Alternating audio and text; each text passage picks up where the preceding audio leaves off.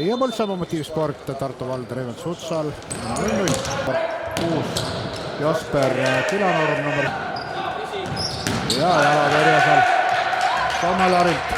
Tavaliselt häälel nii palju ressurssi vaja ei ole ja tõrje siit Jasper Sammelaarilt, aga jätkab siis Põltsamaa Sport Motiiv seda.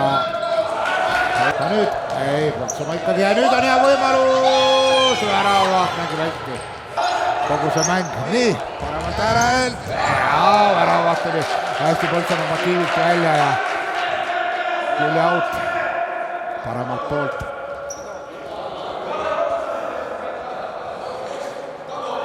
Tartu Reiventsil Mate Männets ikka palju väravast ja pall väravast Daniel Uibopuu. Nii, Reiventsi juhtimaga mängitud on 6,5 minutit. Nii et oli surve peal Põltsamaa Motiivil, aga ja palju väravat ja seis on 11:47 on mängida ning Gustav Vilk paneb jala vahele seal ning seis on tasakaalus. Vat rõõmu, oleks Vilk kogu aeg olnud, ei ole ju millegi üle rõõmustada. Nüüd tegi ja mida tõrjed 5 ja lööb ja jalatõrje Jesper Sammelaar Marten Maidla löögi 1,8 sekundit enne esimese poolaja lõppu tõrjub, oli see vähemalt poolaja tõrje tundub, aga veel on võimalus ja veel löögi ja see läheb sassiks. Esimese poolaja lõpp on käes 1-1. Põltsamaa Motiivsport, Tartu vald, Reimond Sutsal 1-1. Teine poolaeg lõpp. Motiiv ja jalatõrje. Oli vaatus Vilk. Tagasi siia. Särdel löögi. Härra! Ja pealtvaatajad on rahul. Järelikult need on Põltsamaa Motiivsport pealtvaatajad.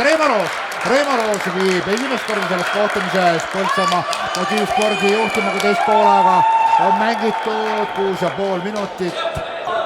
Nii, hea sööt. Särdel löögi. Polvetõrje. See oleks vaja vaielda, selg vahele ja oleks pall väravat. Aga ei, seda korda mitte hästi nüüd ja nüüd on võimalus 3-9 löö ära. Mööda lööme, ei. Oi, see oli. Nüüd oli õnne, nüüd oli Tartul õnne, tunnistame ausalt. Ja see on alati põnev. Ja kui suudaks Tartu nüüd mängu viigistada, siis tulevad penaltid, mis on veel põnevamad. Oi, kui hästi nüüd ja lükatakse, ei. Hoida. Nii. Löögi mööda. Löögi ja mööda. Nii. Esimene poolaeg 1-1, aga kogu kohtumine 2-1. Põltsamaa Motiivsport võidab selle kohtumise ja pääseb finaali, kus nende vastaseks on esimese poolfinaali võitnud Ida-Viru Dinamo Nova.